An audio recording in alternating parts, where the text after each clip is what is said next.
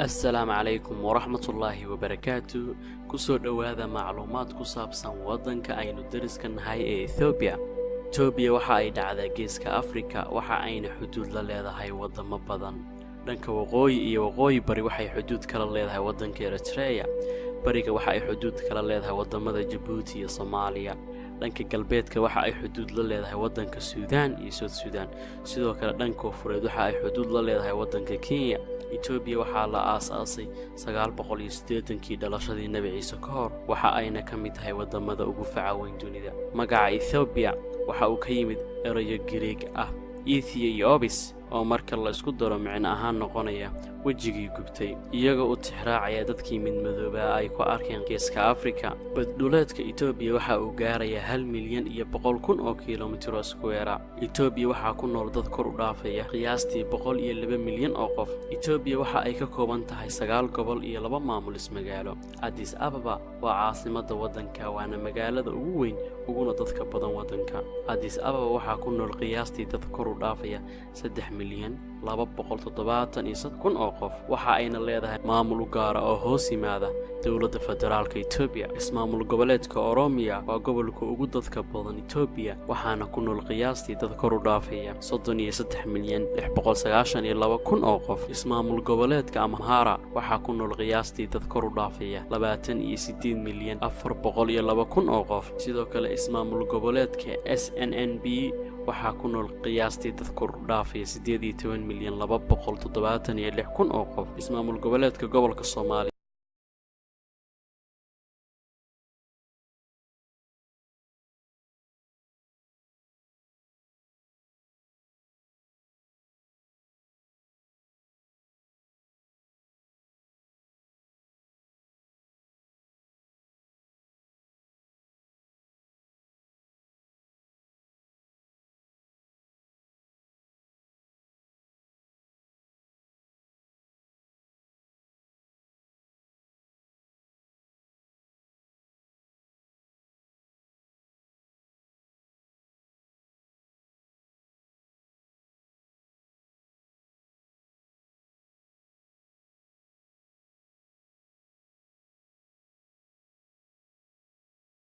qiyaastii dad kor u dhaafaya 232,000 oo qof.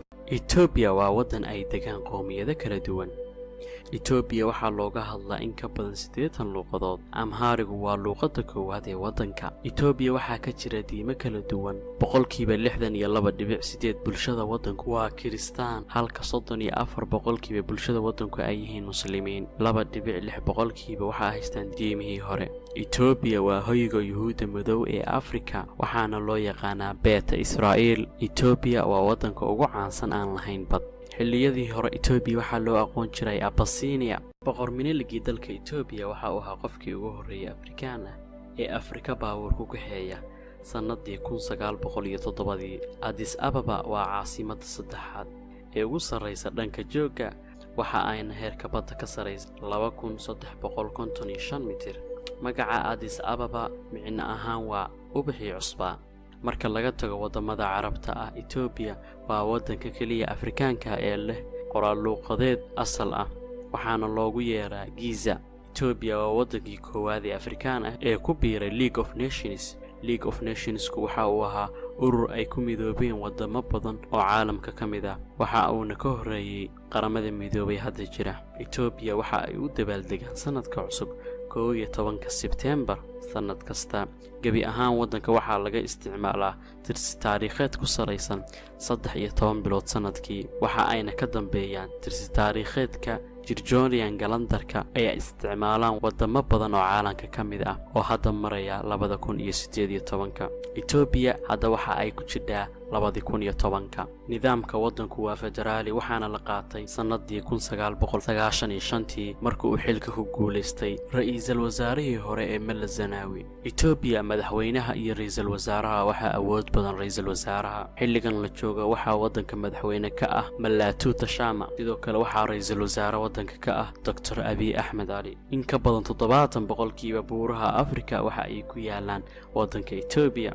qayba ka mid ah bulshada dhaqan ahaan waxa ay aaminsan yihiin in aad dhasho ama aad tahay mataan in ay tahay nasiib xumo, halka kuwa kalena ay aaminsan yihiin in mataamuhu ay yihiin naf martigelisay qof xun. Itoobiya waxaa caan ka ah ciyaaro dhaqameedka ulusku garaacidda, waana ciyaaro dhaqameed ay ciyaaraan dadka loo yaqaana Surma ee dega koonfurta iyo galbeedka waddanka. Kaliya ma aha rag ay tijaabiyaan awooddooda kuna tartamaan, laakiin waa meel ay ka xushaan ragga iyo dumarkuba qofkii ay guursan lahaayeen. ul isku garaaciddu waxa ay socotaa 3 bilood, waxaana la isaga yimaadaa deegaano iyo xaafado kala duwan. inaad guulaysato ama goolku waa inaad usha ku garaacdo qofka kaa soo horjeeda isagoo jidhkaaga taabsiin wax ul ah. qayba ka mid ah Itoobiya, dumarka waxa ay xirtaan saxan ballaaran dhanka hoose ee bushinta iyagoo u isticmaalaya qurux ahaan. sidoo kale waxaa la sheegaa gabadhiba gabadha uu ka wen yahay saxanka gelaya bushinteedu in ay ka badanayso hantida laga bixinayo marka inantaas la guursanayo. dhaqan ahaan Itoobiya, waalidiinta iyo carruurtoodu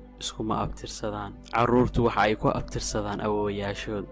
dooxada weyn ee Rifti waxa ay dheeraran tahay waqooyiga ilaa koonfurta waddanka, waana waxa keliya ee ka muuqda Afrika marka laga sawiro hawada sare. El Taali Volcano waa harada ugu weyn caalamka ee ka samaysan dab. Daalol ee Tanakhil waxaa la diiwaan geliyay in ay tahay meesha ugu kulul ee caalamka ee la degan yahay. sanadii 1960 ilaa 66 waxaa la diiwaan geliyay in heer kulkeedu gaarayo 35 digrii ilaa 95 digrii. Itoobiya waa waddanka shanaad ee ugu faqrisan adduunka. 3 qof oo Itoobiyaan ah, laba ka mid ah bulshada waddanku waxa ay ku nool yihiin wax ka yar $1 maalinkii. Itoobiya waxaa ku yaala Niilka buluuga ah. dadka Itoobiya waxa ay u yaqaanaan Tis Abay oo micnuhuusu yahay qiiqii weynaa. waxa uuna biyaha ka helaa harada weyn ee Tana. dhererka webiga Niilka buluuga waxa uu gaarayaa 1400 oo kiiloomitir, waxa ayna ku wada kulmaan Niilka cad agagaarka magaalada Khartoum. Tana waa harada ugu weyn ee waddanka Itoobiya, waxa ayna dhacdaa gobolka Amhara ee waqooyi galbeed Itoobiya. Itoobiya waa waddan saameyn badan ku leh Afrika iyo adduunkaba. Itoobiya waxay xiriir la leedahay sidoo kalena safaarada ku leedahay in ka badan 47 waddan oo caalamka ah. sidoo kale Itoobiya waxa ay ka mid tahay qaramada midoobay iyo hay'adda qaramada midoobay u qaabilsan lacagaha. sidoo kale waxa ay ka mid tahay bangiga adduunka. Itoobiya waxa ay raadinaysaa inay ka mid noqoto golaha amniga ee qaramada midoobay.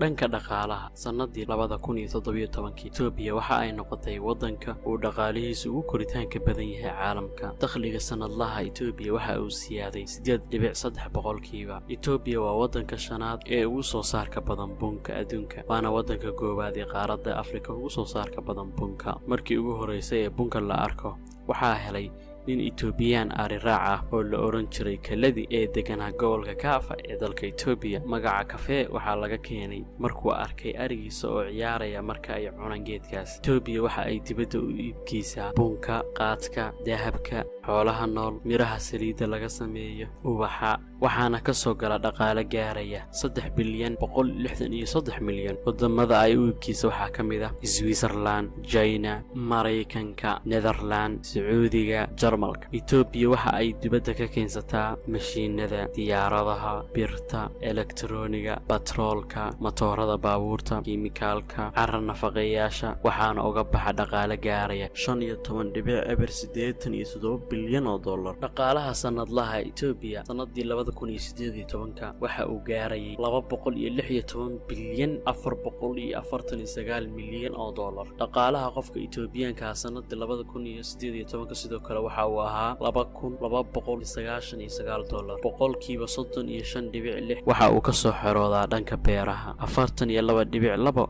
waxa uu ka soo xiroodaa bixinta adeegyada bulshada, halka 22.2 uu ka soo xiroodo dhanka warshadaha. Itoobiya waxa ay leedahay jid tareen oo isku xira Addis Ababa iyo dekada Djibouti.